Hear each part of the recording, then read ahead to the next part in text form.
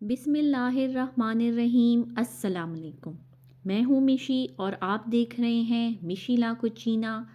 आज आपके साथ ऐसे लड्डू की रेसिपी शेयर कर रही हूँ जो आपको सर्दी से भी बचाएगा और साथ साथ ताकत और एनर्जी भी देगा।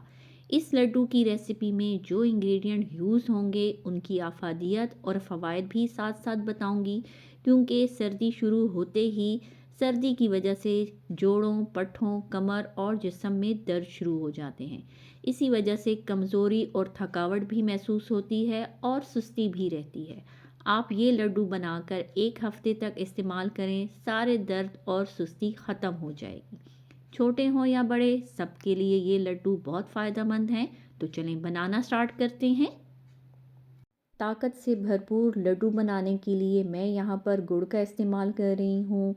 अगर आपके पास शक्कर हो तो आप शक्कर भी यूज़ कर सकते हैं।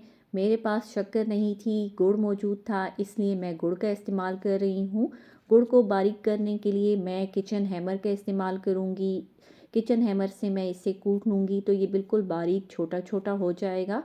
आप चाहें तो चीनी भी इस्तेमाल कर सकते हैं।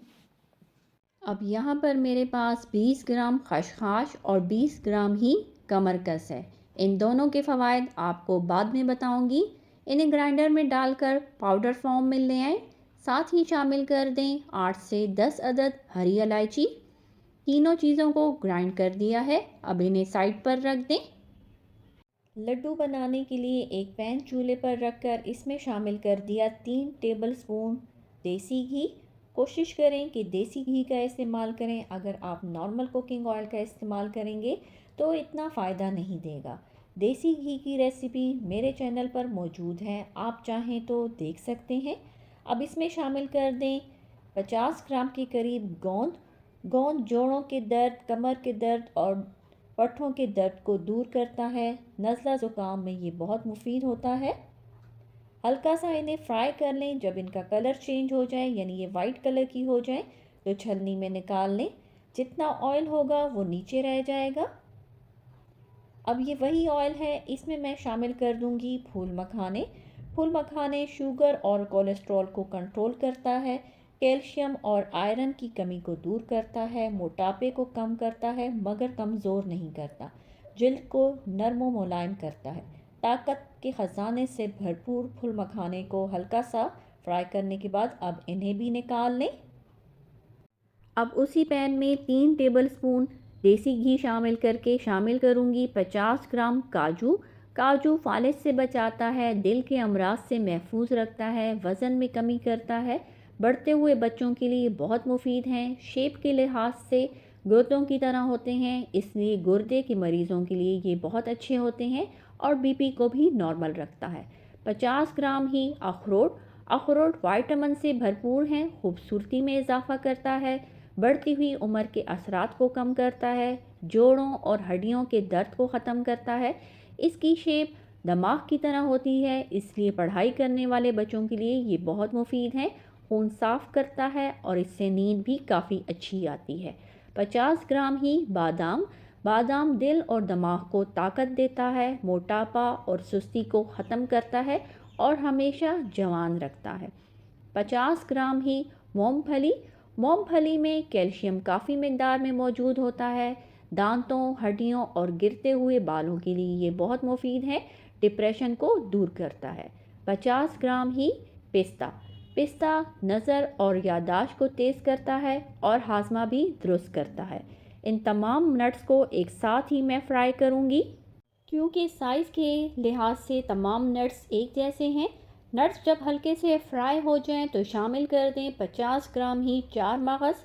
चार मगज़ गिरते हुए बालों के लिए बहुत अच्छे होते हैं, जिस्म और दिमाग को ताकत देते हैं, पट्ठों के दर्द को ख़त्म करता है, नज़र तेज़ करता है और छाइयों के लिए बहुत मुफीद हैं। 20 ग्राम अलसी के बीज। अलसी के बीज दिल के मरीज़ों के लिए बहुत अच्छे हैं, कैंसर और शुगर से बचाती है, हड्डियों को मजबूत करती है और वज़न भी कम करती है। 20 ग्राम सफ़ेद तिल।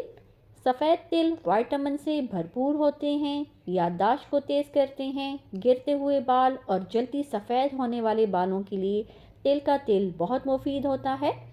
हल्का सा इन्हें फ्राई करने के बाद इन्हें भी उसी छलनी में डाल दें ताकि एक्स्ट्रा ऑयल निकल जाए।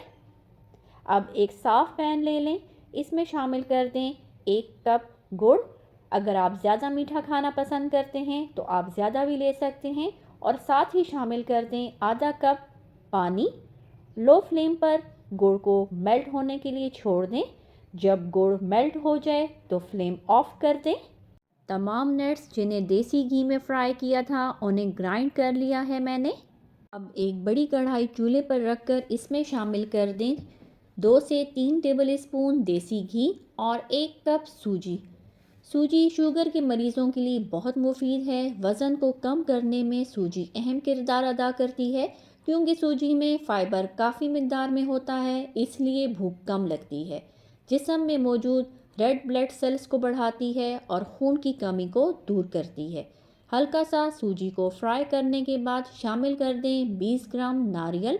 फ़ायदेमंद कोलेस्ट्रॉल को बढ़ाता है नारियल, गुर्दों को ताकत देता है, पेट के कीड़ों का खात्मा करता है, काली खांसी में बहुत मुफीद है, क़ुव्वत मुदाफ़ियत यानी इम्यून सिस्टम बढ़ाता है और मैदे में तेज़ाबियत को बढ़ने से रोकता है। साथ ही शामिल कर दें खसखस और कमरकस का जो मिक्सचर ग्राइंड किया था। खसखस में आयरन और कैल्शियम काफ़ी मिकदार में मौजूद होता है, दिमाग की कमज़ोरी को दूर करता है। अगर आप चाहते हैं कि बच्चों का दिमाग कंप्यूटर की तरह तेज़ हो जाए तो खसखस का इस्तेमाल ज़्यादा से ज़्यादा करें।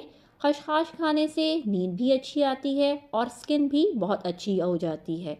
कमरकस जैसे कि कमरकस के नाम से ही मालूम होता है कि ये कितना ही मुफीद है कमर के दर्द के लिए। कमरकस सिर्फ कमर के दर्द के लिए ही नहीं, अगर जिस्म में कहीं भी दर्द हो तो कमरकस का इस्तेमाल काफ़ी मुफीद होता है। पट्ठों, हड्डियों और कमर को मजबूत करता है, सुस्ती, कमज़ोरी और थकावट का ख़ात्मा करता है।